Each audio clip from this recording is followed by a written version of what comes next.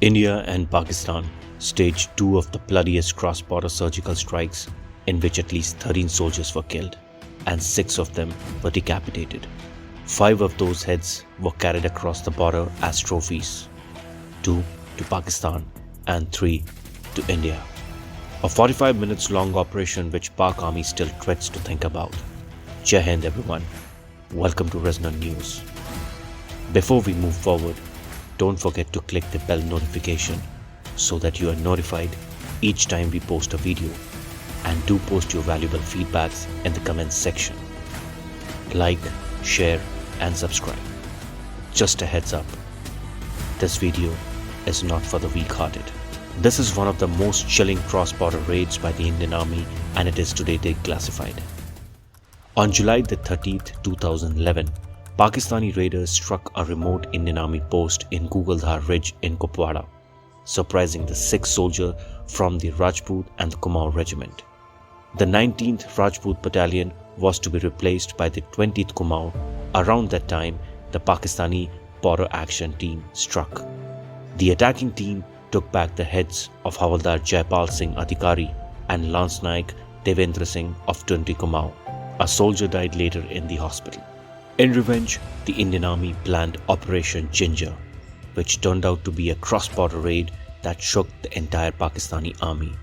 To carry out the revenge attack, at least 7 reconnaissance, both physical and aerial surveillance mounted on UAV missions, were carried out to identify the potential target.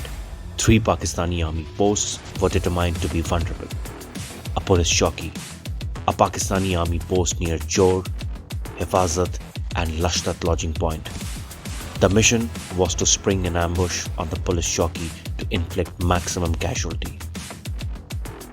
A few days after beheading, the Indian Army discovered a video clip from a Pakistani terrorist who was killed in an encounter, showing Pakistanis standing around the severed heads of the Indian soldier Adhikari and Singh, which were displayed on a raised platform. After repeated recce's over 2 months, the army launched the Operation Ginger on Tuesday, August the 30th.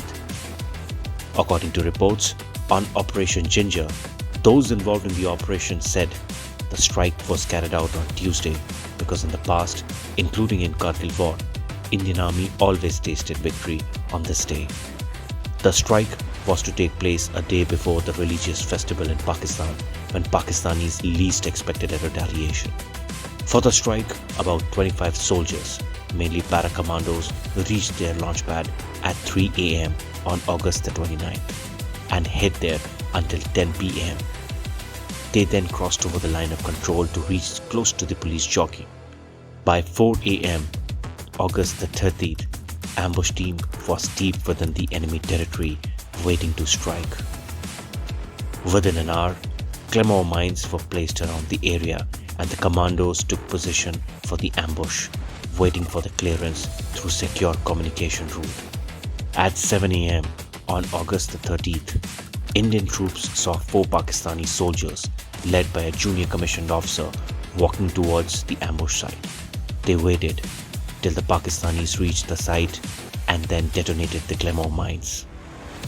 In the explosion, all 4 were grievously injured. One of the Pakistani soldiers fell into the stream that ran below. Indian soldiers rushed to chop off the heads of the other 3 dead soldiers. They also took away their rank insignias, weapons and other personal items along with some warlike stores. The commandos then planted a pressure IED beneath one of the bodies, primed to explode when anyone attempted to lift the body. A booby trap. Hearing the explosions, 2 Pakistani soldiers rushed from the nearby post were killed by a second team waiting near the ambush site.